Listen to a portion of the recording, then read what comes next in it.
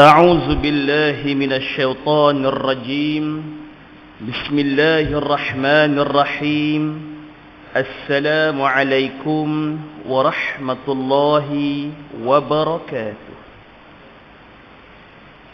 إن الحمد لله نحمده ونستعينه ونستغفره ونعوذ بالله من شرور أنفسنا ومن سيئات أعمالنا. من يهده الله فلا مضل له ومن يضلله فلا هادي له. أشهد أن لا إله إلا الله وأشهد أن محمدا عبده ورسوله. اللهم صل وسلم على سيدنا محمد وعلى آله وأصحابه أجمعين. قالوا سبحانك لا علم لنا إلا ما علمتنا إنك أنت العليم الحكيم. لا حول ولا قوة إلا بالله العلي العظيم. أما بعد فيا عباد الله اتقوا الله أوصيكم وإياي بتقوى الله فقد فاز المتقون. Allah Subhanahu wa Ta'ala telah merakamkan akan suatu firman-Nya di dalam Al-Quran menerusi surah Al-Hajj. Surah Al-Hajj merupakan surah yang ke-22 dalam susunan Al-Quranul Karim. Ianya berada dalam juzuk ke-17. Ibu-ibu, ayah-ayah yang dirahmati Allah, mari sama-sama kita meninjau di suatu ayat, yakni pada ayat yang kedua surah Al-Hajj. Firman Allah Subhanahu wa Ta'ala, أعوذ بالله من الشيطان الرجيم. يوم ترونها تذهل كل مرضعة عما أرضعت وتضع كل ذات حمل حملها وترى الناس سكارى وما هم بسكارى ولكن عذاب الله شديد ولكن عذاب الله شديد. صدق الله العظيم. Maha benar firman Allah Subhanahu wa Ta'ala. Alhamdulillah, marilah sama-sama kita merafak sembah ta'zim kita kepada Allah Azza wa Jalla dengan limpah karunia dan kasih sayangnya. Pada malam yang berbahagia ini kita diizinkan oleh Allah untuk sama-sama berhimpun dan berkumpul di dalam rumah Allah ini bagi meneruskan pengajian kitab kita ini, yakni kitab At-Tazkirah karangan Allahyarham Tuan Syekh Abdul Qadir Wanggah Budi Sakamayur. Mudah-mudahan dengan kebaikan, mudah-mudahan dengan kebajikan yang kita lakukan ini, mudah-mudahnya hendaknya menjadi saksi di hadapan Allah Subhanahu wa Ta'ala pada hari ini dinamakan hari Yaumul Hasrah. Mudah-mudahan pada hari itu kita diselamatkan oleh Allah Subhanahu wa Ta'ala. Amin ya rabbal alamin. Ibu-ibu, ayah-ayah yang dirahmati Allah Subhanahu wa Ta'ala, InsyaAllah pada malam ini kita meneruskan pengajian kitab kita pada muka surat 44. Kita berhenti pada hari itu pada 15 hari bulan 10 2021 bagi menceritakan hal keadaan tajuk kita yang masih dalam perbincangan, iaitu keadaan manusia di dataran mahsyar Allah Subhanahu wa Ta'ala. Kita sebut pada bulan yang lalu bagaimana hal keadaan orang itu bila mana dia Islam, bila mana dia itu orang yang mukmin, letak kepercayaan dia kepada kebangkitan dan juga pada hari dibalas segala bentuk amalan-amalan manusia itu. Tak dapat tidak manusia ini dia memerlukan yang namanya pertolongan ataupun syafaat baginda Nabi Muhammad sallallahu alaihi wasallam, sehingga kan syafaat manusia itu dipanggil dengan perkataan syafaatul kubra, syafaat yang paling besar, nak pelepah diri daripada ancaman-ancaman dan juga huru-hara ataupun dugaan yang besar yang Allah bagi nanti pada yaumul mahsyar Allah Subhanahu wa taala. Jadi insya-Allah pada malam ni kita sambung muka surat 44, kita ambil perenggan yang pertama daripada atas sekali. Allahumma anfa'na bi ulumihi fi darain, amin ya rabbal alamin. Kata pengarang kitab, hendaklah kita tahu bahawa huru-hara di padang mahsyar Allah itu sangatlah besar. Huru-hara, kata pengarang kitab, nanti bila mana berada di dataran mahsyar Allah itu sangat besar. Sebagai contoh, Allah mengemukakan peringatan yang penting. Bila mana berlakunya kiamat, Allah letak kepada akal kita ni, cuba baca satu ayat daripada firman Allah, daripada surah Al-Hajj ayat yang kedua. Allah nak pesan sungguh-sungguh di awal-awal muqaddimah tadi, saya bacakan di hadapan tuan-tuan surah Al-Hajj ayat yang kedua. Pada surah yang ke-22 menerusi juzuk ke-17, Allah peringatkan, a'udzubillahi minasyaitonir rajim. Yawma tarawunaha tazhalu kullu murdi'atin 'amma arda'at wa tada'u kullu zati hamlin hamlaha wa taran nasa sukara wa ma hum bisukara walakinna 'adzaballahi syadid. Sadaqallahul azim. Allah kata apa maksudnya? Dan ingatlah pada hari ketika mana kamu melihat goncangan itu. Tuan-tuan, kalau sempat Allah takdirkan umur kita panjang, tambah-tambah dengan takdir Allah, katalah hari itu berlaku kiamat. Allah kata, ingat pada hari mana kamu melihat. Kalau takdir kita hidup, kita dapatlah. Kalau tidak, tak dapat lihatlah. Yang mana kamu akan melihat satu goncangan yang amat deras. Goncangan, kalau dalam bahasa Arab, kalau setakat bumi kita ni, namanya zalzal. Itu muncul satu surah, namanya surah Al-Zalzalah. Surah goncangan. Kata Allah, bila mana berlakunya goncangan itu, Allah nak bagi perumpamaan. Suruh kita fikir. Apa perumpamaannya?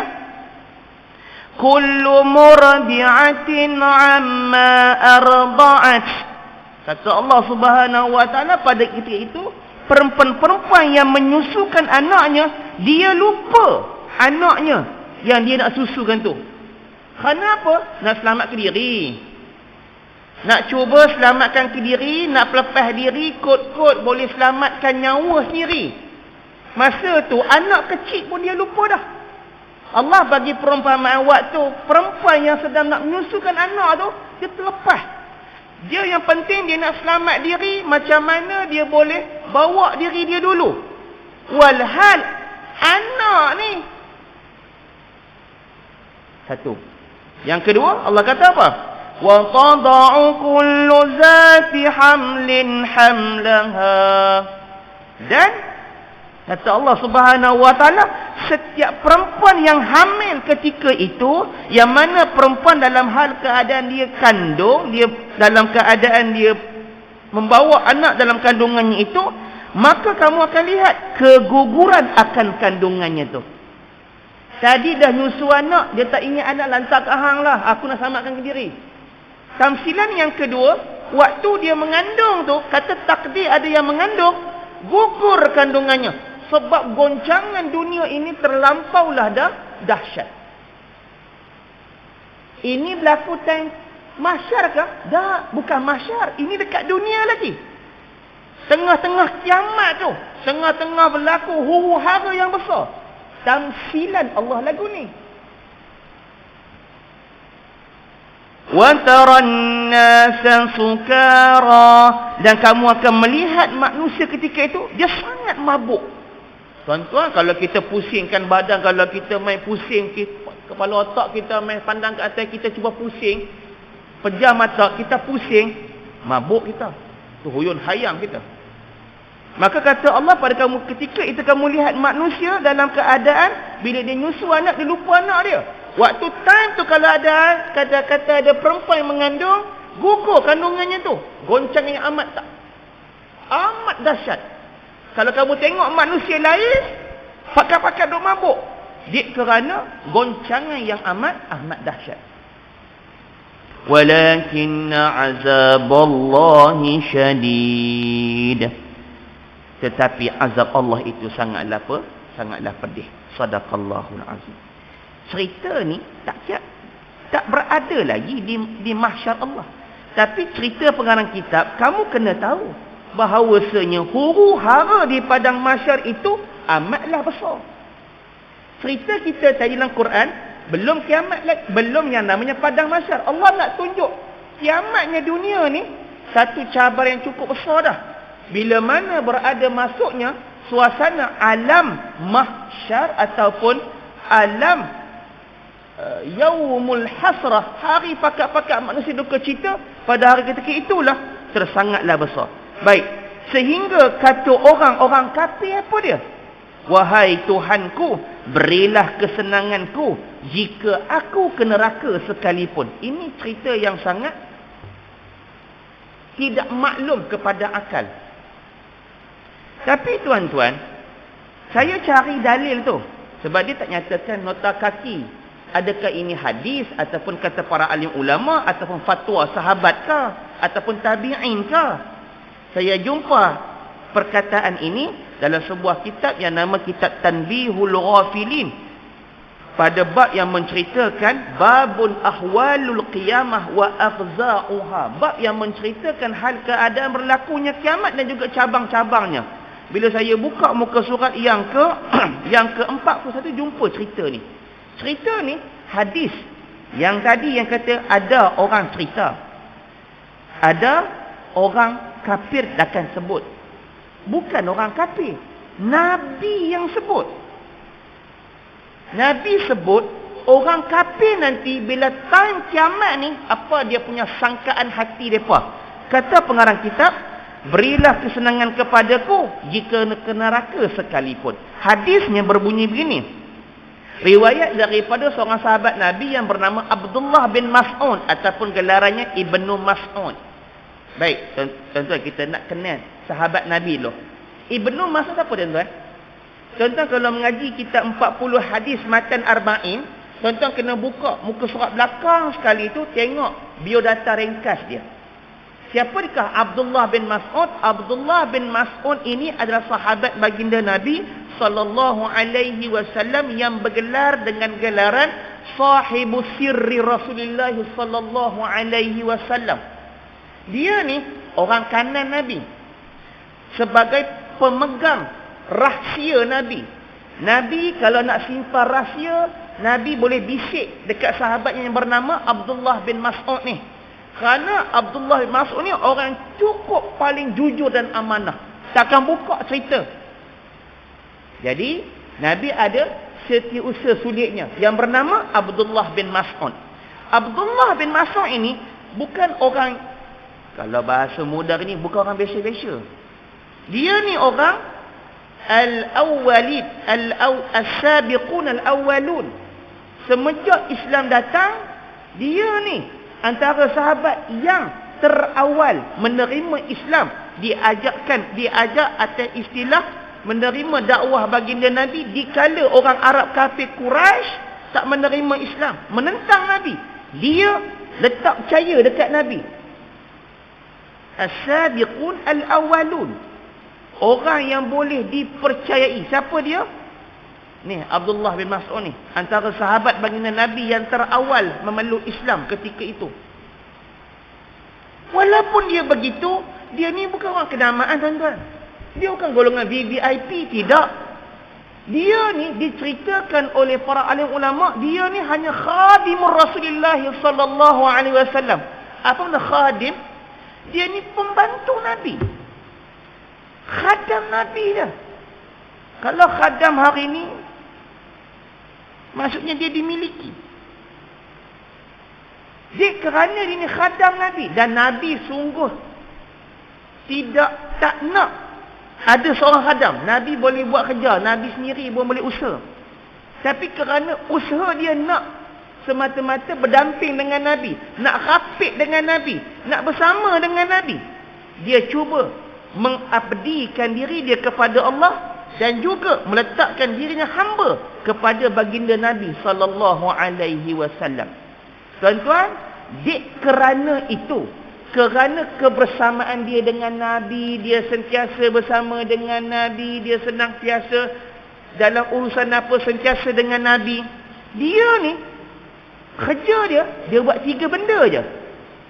Mencari tabarruk. Apa dia tabarruk? Mencari keberkatan Allah. Dia pernah bergelar juga dengan gelaran sahibus siwak. Orang yang memegang siwak Nabi. Nabi kalau nak bersiwak, siwaknya ada pada tangan Abdullah bin Mas'ud. Beliau akan bersihkan, kemudian bagi dekat Nabi. Itu tugas yang pertama. Bersihkan siwak Nabi. Kita beruh gigi kita pun kita simpan sendiri, tak bagi ke orang. Malu. Beruh gigi kita simpan. Tak bagi ke orang. Tapi dia kerana nak mengambil tabarruk, nak mengambil keberkatan, siwak Nabi dia pegang. Kalau Nabi nak, kena minta dekat Sayyidina Abdullah bin Mas'ud. Itu satu. Yang kedua, sahibun ni'lai. Dia ni pemegang sepatu Nabi. Kalau Nabi nak keluar rumah, dia akan siapkan sepatu Nabi, letak betul-betul depan pintu, Nabi cuma pakaikan je. Dan bila mana Nabi nak masuk ke rumah, Nabi akan tanggalkan sepatunya, beliau akan ketuk-ketuk pasir itu, dan dia akan simpan pada ketiak dia. Simpan elok-elok, takut-takut orang curi, takut-takut hilang, takut-takut kotor, kena pijak. Dia akan jaga sepatu baginda Nabi. Itu punya kerja simple. Simple tu, sahabat lain jealous dekat Abdullah bin Mas'ud. Pasal apa? Oh, dia ni macam-macam kerja dia buat. Siwak Nabi dia pegang, kasut Nabi dia pegang. Oh, betul-betul lah best sahabat ni. Yang ketiga, kerja dia yang dia buat menjadi dia khadam kepada Nabi. Dia akan menyediakan satu bijana air untuk Nabi nak berwuduk. Maka Nabi tak perlu bersusah payah untuk nak cari air, nak ambil air untuk Nabi berwuduk. Dia dah siap dah satu bekas. Kalau Nabi nak berwuduk, dia ada dah pada bekas tu, pada bijana air ni. Maknanya 3 kerja ini, sahabat-sahabat lain jealous dan cemburu kepada Abdullah bin Mas'ud.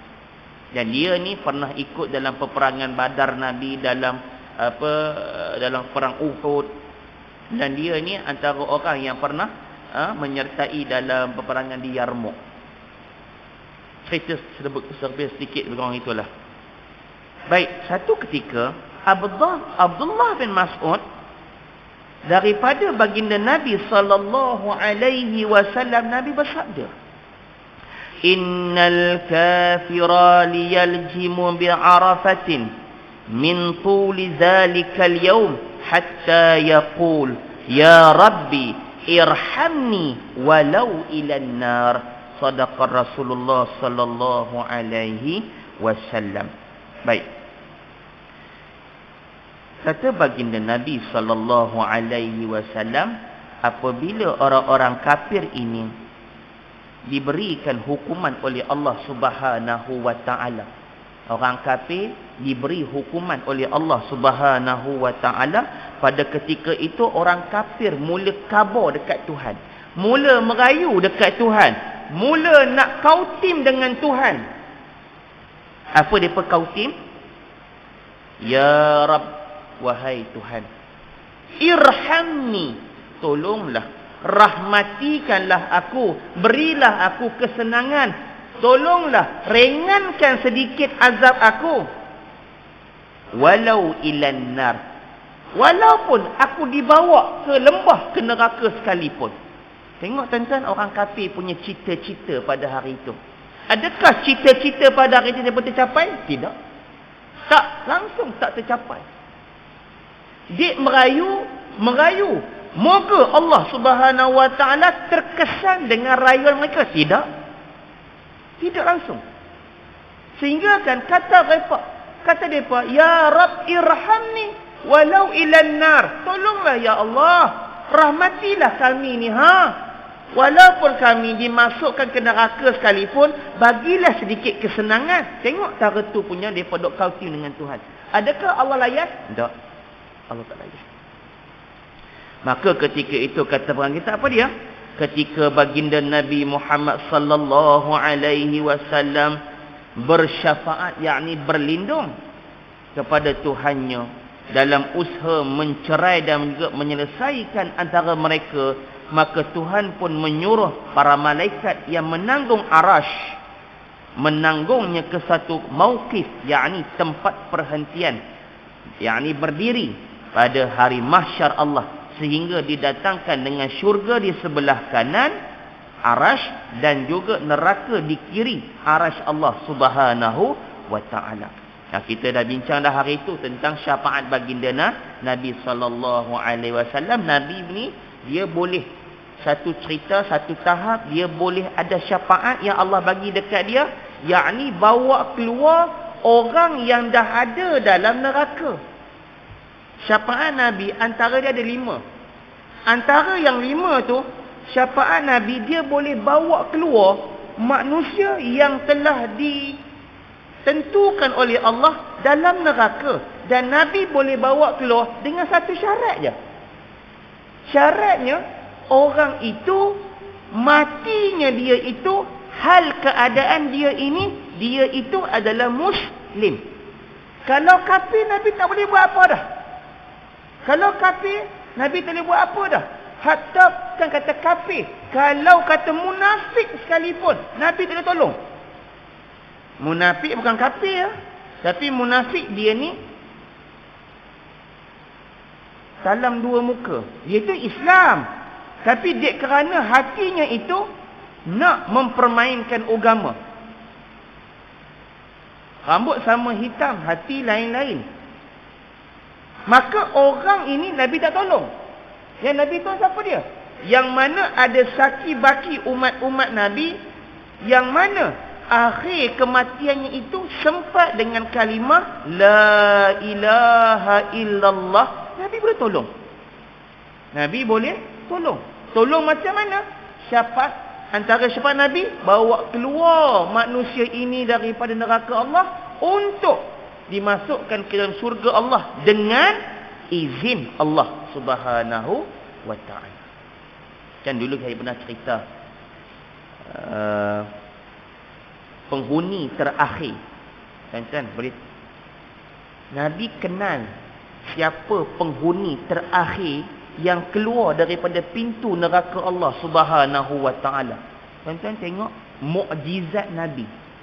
Nabi tahu siapakah manusia yang terakhir keluar daripada pintu neraka nak pergi ke syurga Allah Subhanahu wa ta'ala.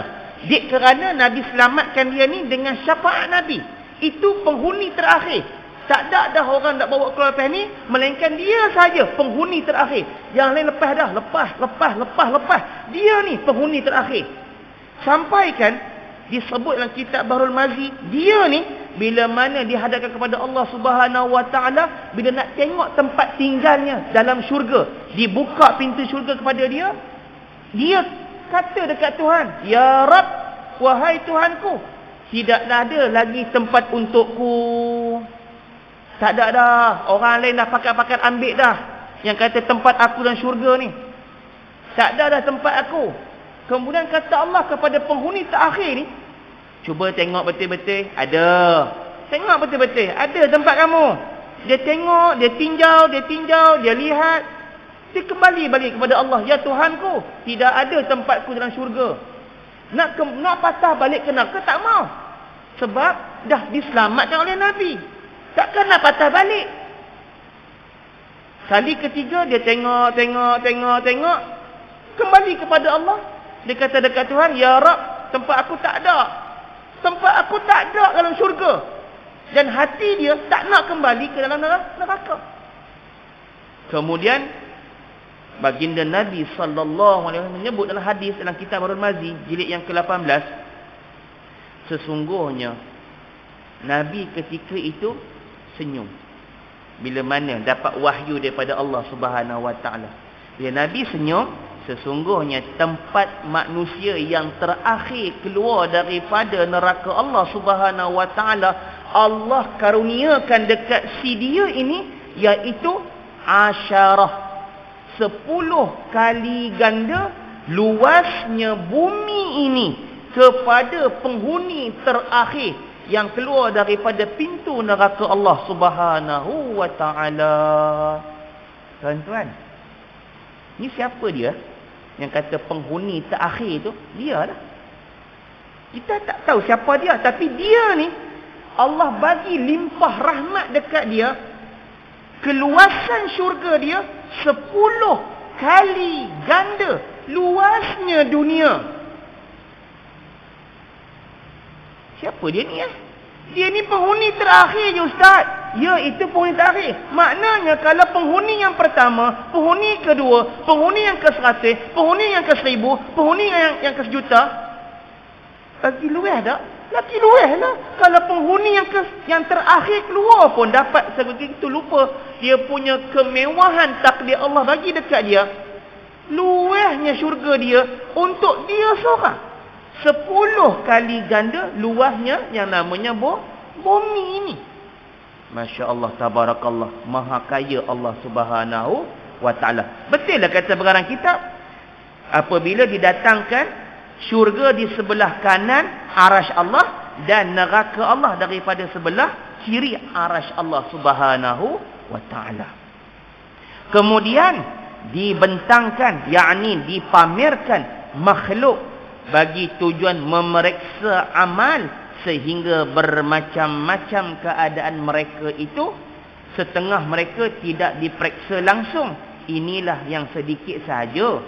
Yang setengahnya pula diperhalusi akan periksaannya, maka orang-orang ini dikenakan azab. Tuan-tuan, jom kita tengok satu dalil Quran tentang cerita manusia ini dipertimbangkan akan amalannya. Tuan-tuan, jom kita tengok dalam surah Ad-Dukhan ayat yang ke-50. Kita buka surah Ad-Dukhan ayat yang ke-50. Baik. Surah Ad-Dukhan ayat yang ke-50. Firman Allah Subhanahu Wa Ta'ala. A'udzu billahi minasyaitonir rajim. Inna hadza ma kuntum bihi tamtarun. Shadaqallahul azim. Allah bagi tahu pada ayat yang surah Ad-Dukhan ini, iaitu pada surah yang ke-44 pada juzuk ke-25, firman Allah dengan maksudnya, dan inilah azab yang dahulu yang kamu ragu-ragukan. Baik, bila kita sebut tentang amalan manusia ini akan ditimbang di hadapan Allah Subhanahu Wa Taala, kita nak tanya, apa benda yang ditimbang? Apa benda yang ditimbang? Tuan-tuan akan sebut amalan. Ya, amalan tu akan ditimbang. Macam mana nak timbang amalan? Benda ni berlaku percanggahan pendapat para alim ulama. Baik. Berdasarkan dalam sebuah kitab yang lain, iaitu dalam kitab Ta'limul Aulad, ada diceritakan dalam surah Al-Kahfi ayat 49. Yang kata timbangan amalan ni, apa benda yang ditimbang? Dalam surah Al-Kahfi, jom kita buka kejap pada ayat yang ke-49.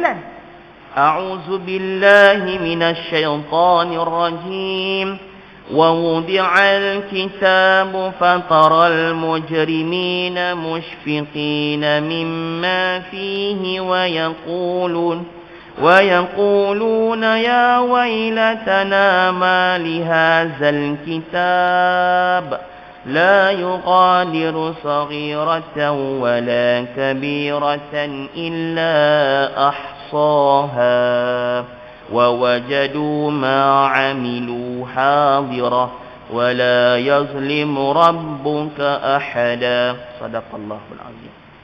Yang bermaksud dan diletakkan yakni kitab. Kitab apa? Kitab catatan amalan. Jika lalu engkau akan melihat orang-orang yang berdosa merasa takut terhadap apa yang tertulis di dalamnya.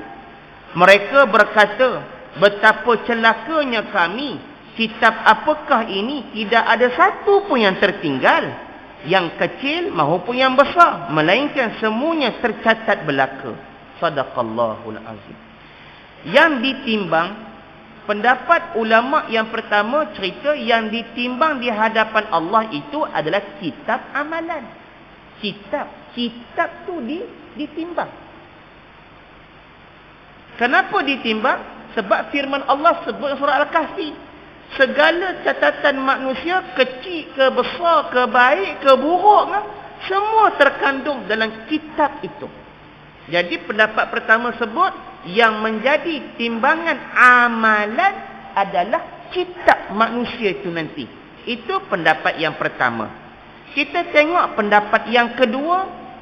Kata para alim ulama yang termaktub dalam sebuah kitab yang namanya kitab syarah daripada Sahih Imam Al-Bukhari yang berjudul Kitab Fathul Bari. Kitab Fathul Bari syarah kepada kitab Sahih Imam Al-Bukhari. Apa kata beliau? Iaitu yang ditimbang bukan kitab. Habis kalau bukan kitab, benda apa yang ditimbang? Kata pengarang tersebut iaitu Al-Imam Ibnu Hajar Al-Asqalani sebut yang ditimbang amalan itu iaitu apabila amalan itu nanti ditukar kepada jirim.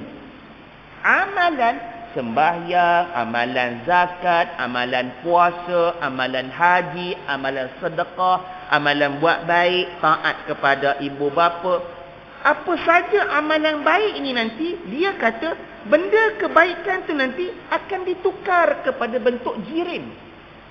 Maka jirim itu nanti yang baik jadi seketui, yang jahat jadi seketui. Ditimbang berat mana jirim itu nanti di hadapan Allah Subhanahu wa taala. Kata siapa? Kata Imam Ibnu Hajar Al-Asqalani yang mensyarah kitab Imam Sahih Al-Bukhari. Bukan orang biasa-biasa cakap lagu ni. Baik. Kata pendapat ketiga pula, tapi tak setuju pendapat yang kedua. Takkanlah pendapat kedua kata cerita Imam Ibnu Hajar Al-Asqalani sebut takkan amalan tu ditukar kepada jirim. Yang pendapat ketiga sebut yang mana melakukan perbuatan baik, yang mana melakukan perbuatan buruk, dia sendiri akan ditimbang oleh Allah Subhanahu wa taala. Yang melakukan kejahatan, yang melakukan kebaikan. Kalau kita empunya diri buat baik banyak macam mana sekalipun akan ditimbang di hadapan Allah Subhanahu wa taala. Kalau kita banyak melakukan kejahatan, diri sendiri ni akan ditimbang oleh Allah Subhanahu wa taala. Bacaannya nanti Allah tentukan. Allah akan tengok bacaan tu nanti. Kalau ikut tiga-tiga cerita, yang pertama disokong oleh kitab Al-Quran dalam surah Al-Kahfi ayat 49. Yang ditimbang iaitu kitab amalan. Satu. Pendapat yang kedua tak setuju dengan pendapat yang pertama. Dia kata yang ditimbang itu hanyalah bentuk jirim. Yang mana pahala-pahala kebaikan, dosa-dosa keburukan yang dibuat tu ditukar kepada bentuk jirim. Yang ni disokong oleh Imam Ibnu Hajar Al-Asqalani dalam kitabnya Fathul Bari.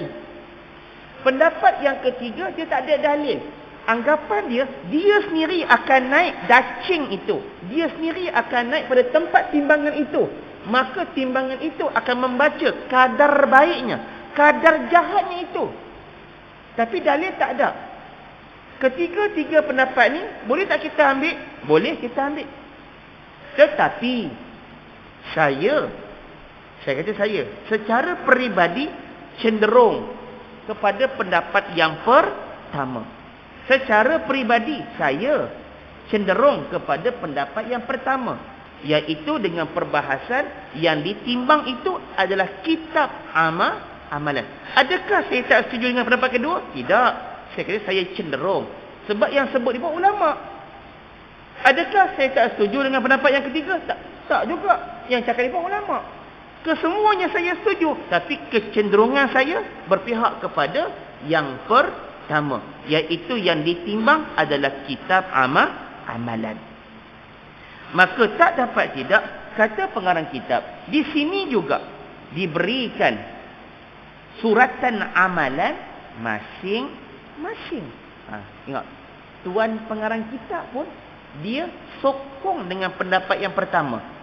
Diberi kitab ataupun suratan amalan, surat tu.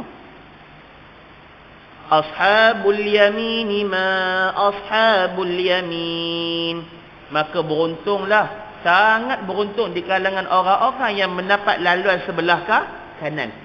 Ashabus shimali ma ashabus shimal. Maka celaka sangatlah, kata Allah Subhanahu wa taala, sangat tidak beruntung bagaimana laluan di sebelah pihak kiri. Kanan pun ada cerita, kiri pun ada cerita yang Allah ceritakan surah Al-Waqiah. Baik. Di sini juga diberikan suratan amal masing-masing serta ditanya dan disoal segala rasul yang menyampaikan kepada umat-umatnya dan ditanya umat-umat akan segala rasul yang menyampaikan kepada mereka. Sebagaimana firman Allah Subhanahu wa taala dalam surah Al-A'raf ayat yang ke-6. A'udzu billahi minasy syaithanir rajim. فَلَنَسْأَلَنَّ الَّذِينَ أُرْسِلَ إِلَيْهِمْ وَلَنَسْأَلَنَّ الْمُرْسَلِينَ. Shadaqallahul azim. Yang bermaksud, maka sesungguhnya kami, yakni Allah Subhanahu wa taala, akan menyoal umat-umat yang telah diutuskan oleh para rasul-rasul kepada mereka. Dan sesungguhnya kami akan menyoal juga rasul-rasul itu tentang akan tugas dakwah mereka. Maka tak dapat tidak, ketika itu bila mana baginda seluruh para nabi, seluruh para rasul akan ditanya oleh Allah tentang tugas dakwah mereka.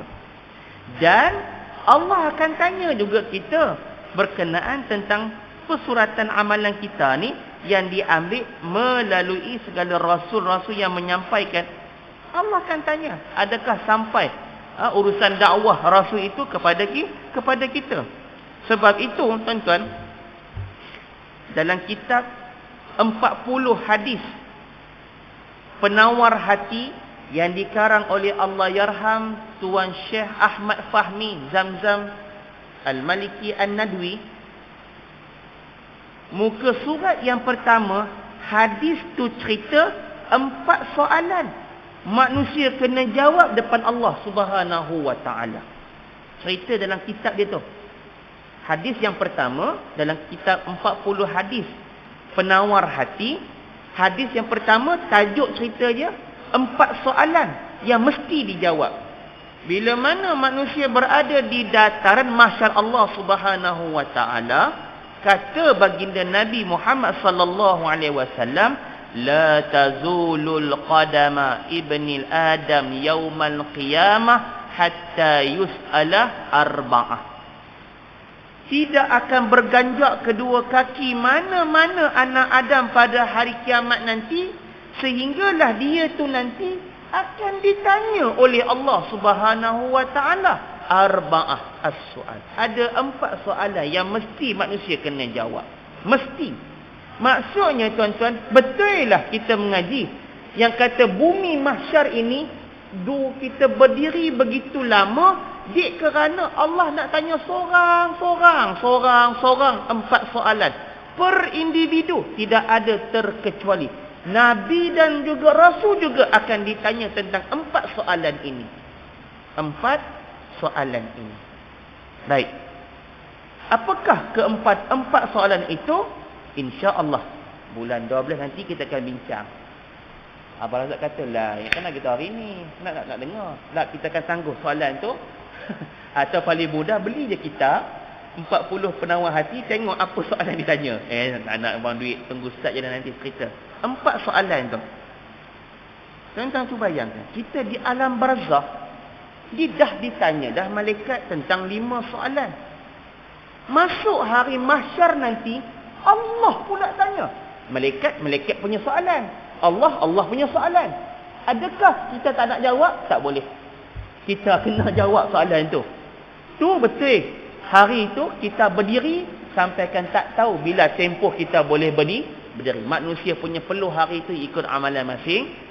InsyaAllah tentang soalan tu kita akan buka pada bulan 12 nanti dengan izin Allah Subhanahu wa taala. Baik ibu-ibu, ayah-ayah yang dirahmati Allah Subhanahu wa taala, terima kasih atas kehadiran tuan-tuan. Moga-moga Allah merahmati, dan terima kasih juga kepada penginfak fi sabilillah bagi tabung Seriti Al-Muttaqin. Dan alhamdulillah pada bulan yang lalu saya buat serahan dan mereka tag dekat saya. Alhamdulillah Ustaz, terima kasih banyak yang dikumpul.